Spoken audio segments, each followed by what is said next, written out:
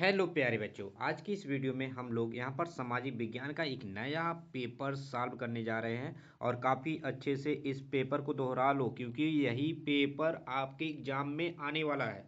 तो प्लीज़ आप लोग सभी लोग फटाफट रिपीट कर लो, फटाफट जो जो क्वेश्चन है उन्हें देख लो। एग्जाम में जाने से पहले अगर देख लोगे तो आपका 90% कवर हो जाएगा। तो यहाँ पर ध्यान दो, फटाफट आप लोग फोकस करते रहो और हर एक क्वेश्चन को याद कर लो। क्वेश्चन इसी तरह से पूरी तरह से छपेगा। ठीक है, तो चलो स्टार्ट करते हैं। यहाँ पर हमारा जो है ये पेपर काफ़ी अच्छा है। तो यहाँ पर पहला क्वेश्चन हमारा दिया गया है, मसाई मारा राष्ट्र पार्क में स्थित है। एक मसाई मारा उद्यान है जो कहाँ पर स्थित है? केन्या में। कहाँ पर स्थित है? केन्या। ठीक है। अब यहाँ पर देखेंगे, अब यहाँ पर देखिए, धगड़ धगड़ किस राज्य का एक महत्वपूर्ण चरवाह समुदाय है? धगड़ कहाँ का है? राजस्थान का। कहाँ का? राजस्थान। अब यहाँ पर हम लोग यहाँ पर फिर से देखते हैं, अब पादप भिन्नता में भारत का विश्व में कौन सा स्थान है?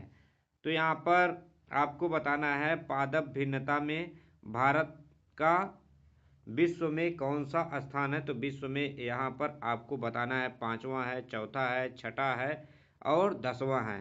तो यहाँ पर आप बता सकते हो। तो यहाँ पर हमारा हो जाएगा बच्चों 10वां। याद रखना 10वां स्थान है।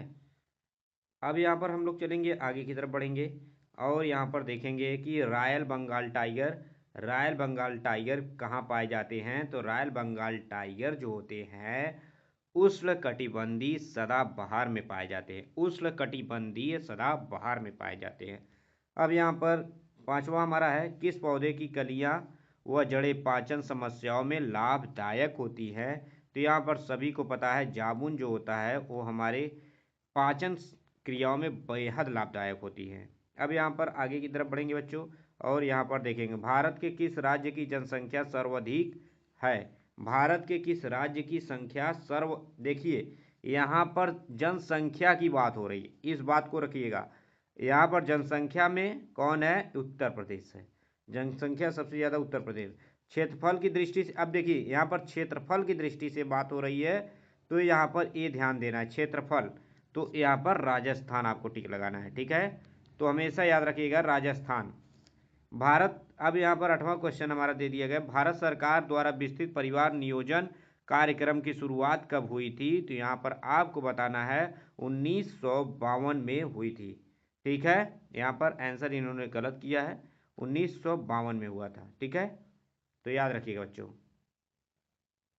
अब यहाँ पर देखेंगे, हमारा 9वां क्वेश्चन दिया गया है, आर्थिक रूप से पिछड़े वर्ग हेतु कितने आरक्षण दिया जाता है? तो यहाँ पर आर्थिक रूप से जो पिछड़े हैं उन्हें 25% यहाँ पर आरक्षण दिया जा रहा है। राष्ट्रपति को शपथ कौन दिलाता है? राष्ट्रपति को कौन शपथ दिलाता है? तो यहाँ पर भारत भारत के मुख्य न्यायाधीश जो हैं राष्ट्रपति को शपथ दिलाते हैं।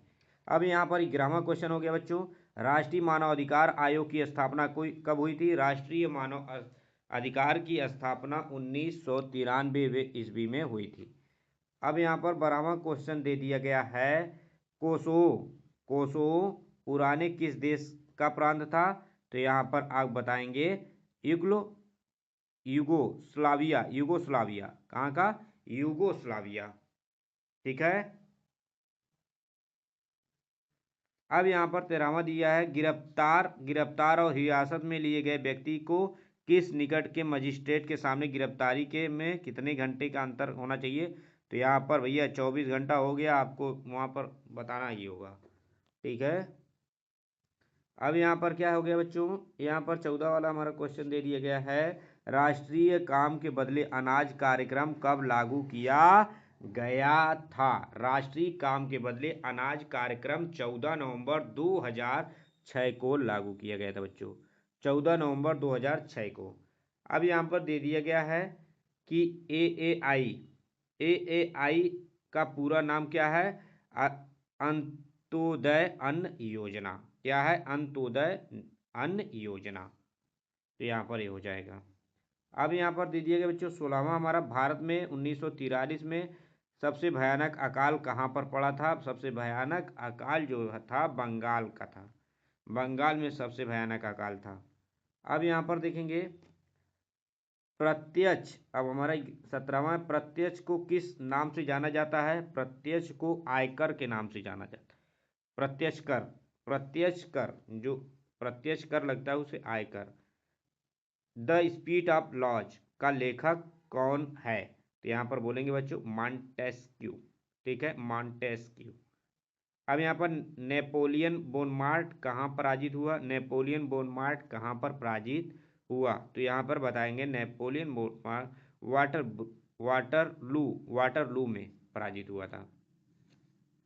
अब यहाँ पर दिया जा रहा है कि दूसरा विश्व युद्ध कब समाप्त हुआ बच्चों। दूसरा विश्व युद्ध हमारा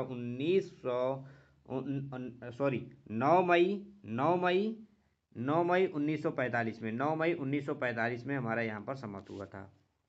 अब यहाँ पर देखेंगे बच्चों, अब यहाँ पर पूछा जा रहा है कि लोकसभा और राज्यसभा की अपेक्षा सबसे अधिक शक्ति किसके पास होती है, कौन सबसे शक्तिशाली होता है। तो यहाँ पर देखो, राज्यसभा जो होता है एक अस्थायी सदन होता है, यह कभी भंग नहीं होता, इसे भंग नहीं किया जा सकता है, ठीक है।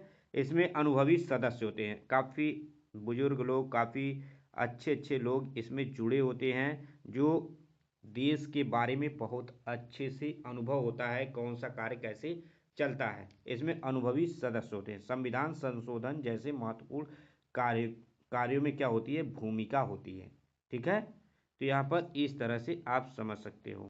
तो यहाँ पर आपको समझ में आ गया कि लोकसभा राज्यसभा सभा की अपेक्षा क्यों शक्तिशाली है, क्योंकि इसमें काफ़ी, ये कभी भंग नहीं होता, इसमें अनुभवी लोग होते हैं और संविधान संशोधन जैसे महत्वपूर्ण कार्यों की भूमिका यहीं से होती है। अब यहाँ पर देखेंगे शोषण के विरुद्ध अधिकार पर प्रकाश डालिए। तो यहाँ पर आपको प्रकाश डालना है 4 नंबर में, आप लोग का भी अच्छे से थोड़ा लिख दीजिएगा। ये अधिकार बाल मजदूरी, बधुआ मजदूरी और मानव तस्करी पर रोक लगाता है। तो इसके बारे में जैसे बताइएगा, ये लोग यहाँ पर बच्चों को काम जो करवाते हैं 14 वर्ष से कम बच्चों को, तो यहाँ पर इन सभी चीज़ों के, इन सभी का शोषण करने के विरुद्ध यहाँ पर इस अधिकार का हम यहाँ पर हनन होता है, और जिसके तहत हम शोषण के यहाँ पर कानूनी कार्रवाई इसके तहत कर सकते हैं। तो ये हमारे क्या दिया गया, संविधान में दिया गया। अकाल से आप क्या समझते हैं। अकाल मतलब वह स्थिति होती है जहाँ लंबे समय तक वर्षा न होने से फसल क्या होते हैं, नष्ट हो जाते हैं, भोजन की भारी कमी हो जाती है, उसे हम अकाल कहते हैं। अब यहाँ पर बच्चों भारत में लोगों स्वास्थ्य स्तर पर क्या सुधार है। भारत में स्वास्थ्य सुधार स्तर पर क्या है, देखिए भारत में स्वास्थ्य स्तर पर सुधार हुआ है। जीवन प्रत्याशा क्या हुई है, जीवन का वो महत्व बढ़ी है। मृत्यु दर घटी है। अस्पतालों की संख्या क्या हुई है, बढ़ी है, ठीक है। अब यहाँ पर 23वां क्वेश्चन हमारा दिया गया बच्चों, खाद्य सुरक्षा क्या है, इसके आयाम क्या है। खाद्य सुरक्षा का अर्थ है सभी लोगों को पर्याप्त, सुरक्षित और पौष्टिक भोजन उपलब्ध कराना है। इसके 3 ही आयाम हो सकते हैं, उपलब्धता, पहुंच और स्थिरता।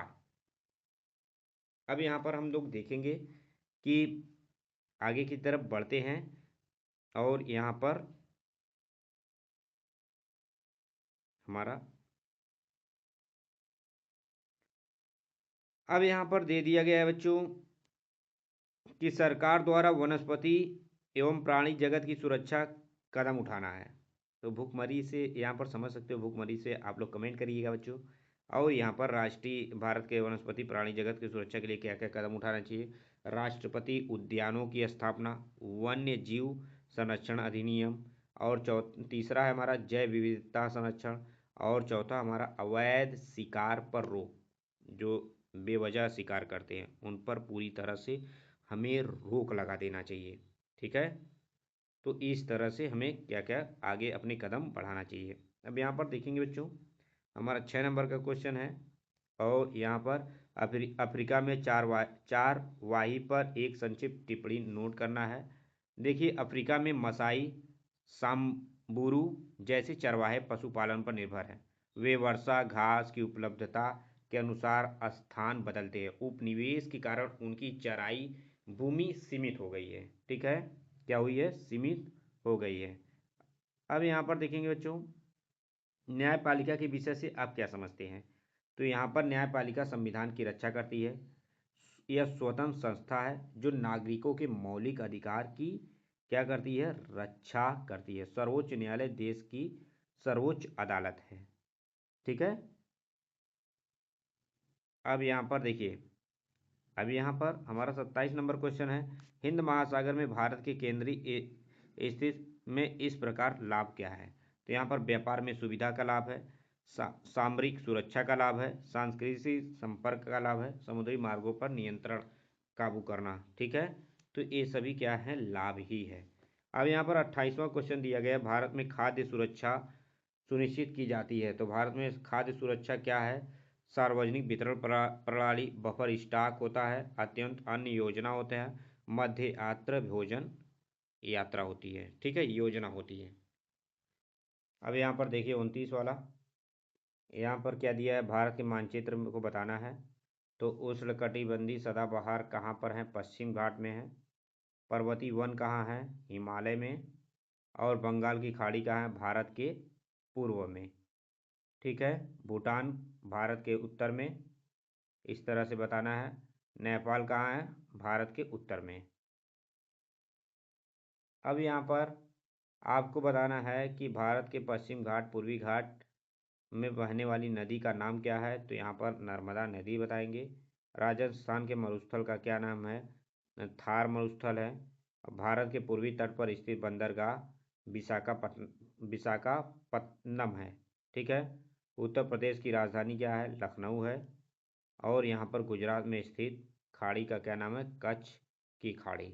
ठीक है बच्चों, यहाँ पर आपको वीडियो अच्छा लगा हो तो प्लीज़ लाइक करिएगा, चैनल को सब्सक्राइब करना मत भूलिएगा। Thank you for watching.